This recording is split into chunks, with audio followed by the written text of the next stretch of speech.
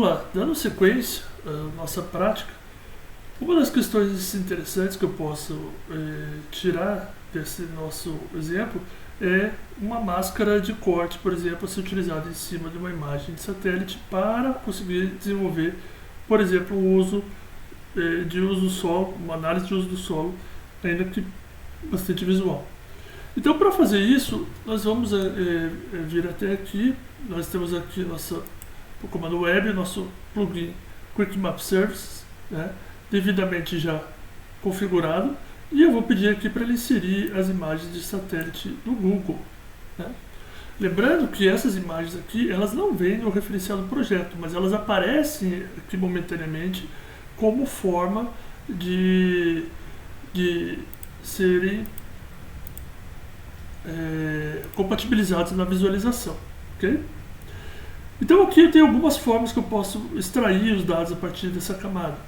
A primeira delas é fazer o recorte a partir do próprio polígono do parque, ou no caso aqui da área de amortecimento, ou ainda eu posso, por exemplo, fazer a extensão do retângulo envolvente desse parque, que é mais comum a gente acabar trabalhando. Então, para fazer a extração desse retângulo envolvente, eu tenho uma ferramenta aqui na minha caixa de ferramentas, eu vou digitar extensão e ela vai aparecer todos os algoritmos relacionados com essa delimitação da extensão. O primeiro deles aqui é relacionado à parte da impressão do mapa, então nesse momento nós não vamos trabalhar com isso, okay? Mas nós vamos trabalhar aqui com extrair a extensão da camada. Nós temos uma outra alternativa aqui que é caixa delimitadora mínima orientada. É uma opção interessante porque ela faz o retângulo envolvente, mas porém orientada pelo maior comprimento ou pela maior diagonal da área toda aqui. No caso dessa parte amarela, que é a área de amortecimento, vou até colocar aqui para não esquecer, né? Remover aqui, amortecimento. E renomear aqui em cima também a área do parque. Área do parque. Ok. Então, utilizando aqui a opção mais tradicional, no sentido orientação, sentido norte-sul, leste-oeste, eu vou pegar aqui a função extrair a extensão da camada. Quando eu fizer isso, eu tenho que escolher qual é a camada que eu vou utilizar para extrair essa extensão. E aqui fica uma dica legal. Sempre que vocês forem utilizar alguma extensão ou área para criar um polígono que futuramente você sabe que será utilizado para corte, esta área deve ser um pouquinho maior que a sua própria área de estudo. Isso lá na frente nós veremos vai evitar o efeito de borda quando você fizer o recorte de dados, principalmente matriciais. Então nós vamos utilizar aqui a camada de amortecimento como dado de entrada e voilà, está aqui a extensão da camada. Então ela fica aqui mostrando que ela faz o retângulo envolvente da área do parque, ok? Muito bem. Antes de a gente continuar com a parte de extração do raster, vamos abrir aqui a tabela de atributos. Posso clicar aqui e solicitar lá em cima. E o que há de atributo resultante daquela formação do nosso polígono é o número de vértices que foram utilizados, iniciando em 1 e 0 e concluindo no end. Essa tabela de atributos ela não tem nada de especial no momento, mas nós vamos agora aqui criar e editar alguns campos para conseguir ter mais informações geométricas, né? Fazendo isso de modo bastante passo a passo, bastante pedante até, nós podemos aqui, por exemplo, colocar em edição a tabela de atributos, clicando no lápis, e eu vou excluir essas duas informações aqui, esses dois campos, porque agora ele não me faz mais sentido eu não tenho mais necessidade de estar com ele aqui. Então eu vou simplesmente excluir campo, ele vai me perguntar quais são os campos, eu vou excluir esse campo begin e vou excluir também o campo end, ok? Mas agora eu vou criar novos campos. Eu gostaria de ter campos, por exemplo, com informações sobre a área, sobre as coordenadas do ponto central eu gostaria de ter as coordenadas dos vértices, eu posso extrair uma série de funções que nós vamos observar a partir de agora. Então nós temos aqui do lado um ícone que chama-se abrir calculadora de campo, e que se assemelha a um abaco. Okay? Comando pode ser usado Ctrl I. Nessa janela que se abre, a calculadora de campo, eu posso ter a opção criar um novo campo, ou eu posso ter a opção utilizar um campo existente. No caso aqui, eu só vou ter o feed da geometria. Né? Então vamos criar um novo campo. Okay? Esse campo aqui eu vou chamar ele de área.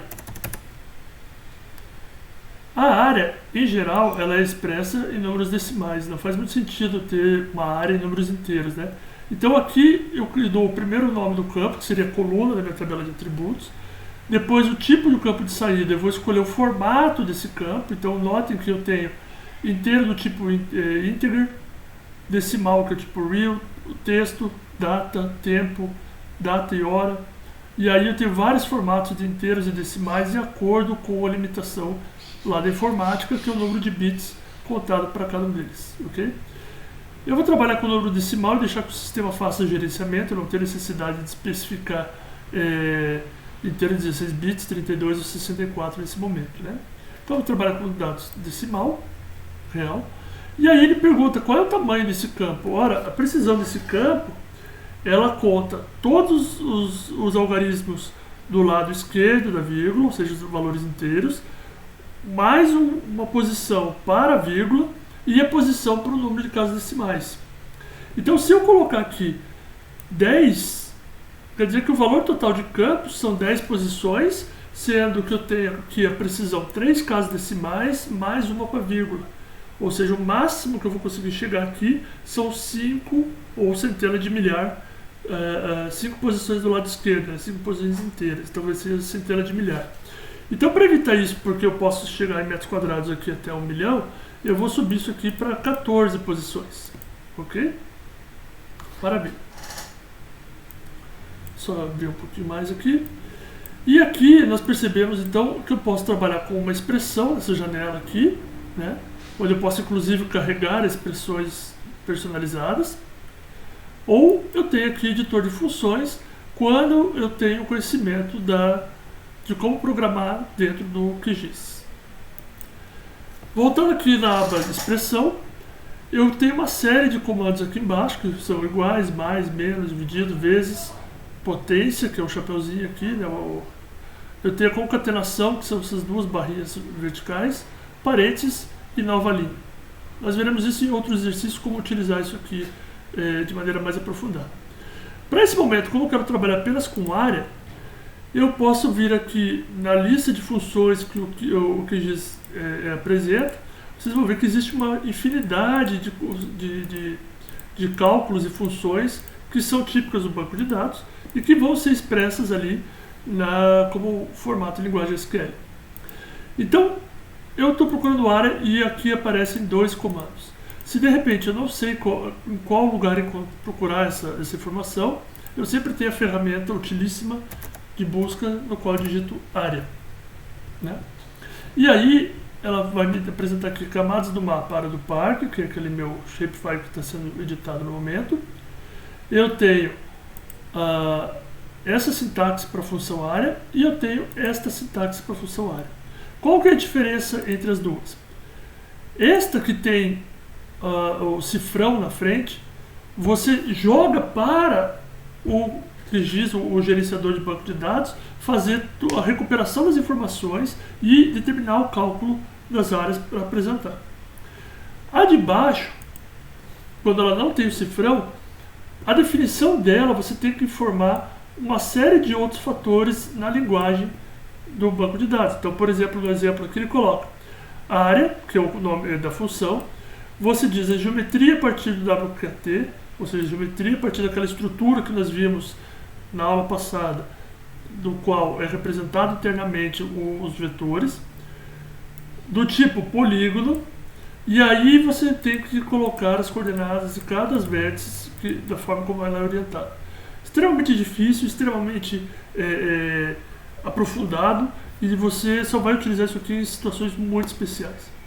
Então vamos utilizar aqui, basta dar 2 cliques e é isso, ele já vai fazer o cálculo da área conforme especificado ali embaixo. Por exemplo, aqui a pré-visualização, que é esse valor aqui embaixo, ele já te dá o valor aproximado desta área.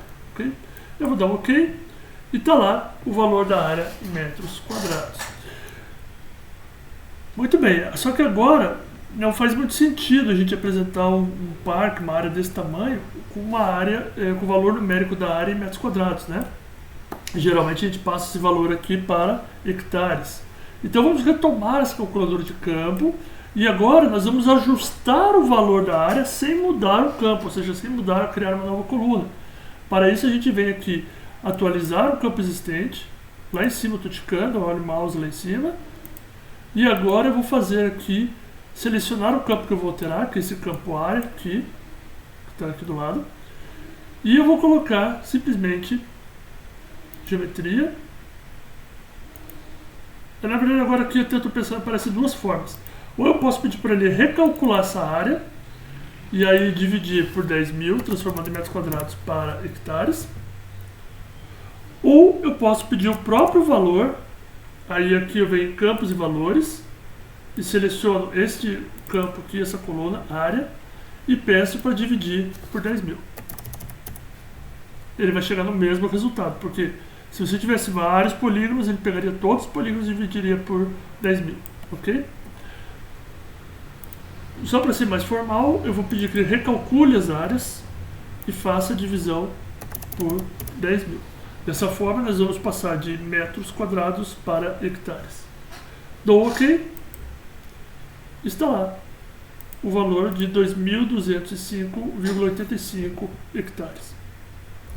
Da mesma forma, eu posso criar outros campos, né? Então eu posso vir aqui, pedir de novo um decimal, vou subir aqui para 14, e agora vamos pedir o perímetro desta camada. Então, como a gente já sabe que tem aqui perímetro, novamente aparece a opção com cifrão e sem cifrão. Nós vamos selecionar pedir perímetros e vamos passar já diretamente o perímetro para quilômetros. Então eu vou ter aqui 1.000, milhão. Vou dividir por milhão. Opa, por 1.000. Estou pensando em outra coisa. O perímetro dividido por 1.000 vai passar então o perímetro para quilômetro. Tudo ok? Criou lá 53,136 quilômetros. Ok? Salvo e tiro do modo de edição e volta a condição normal do Shapefile. Fácil e tranquilo.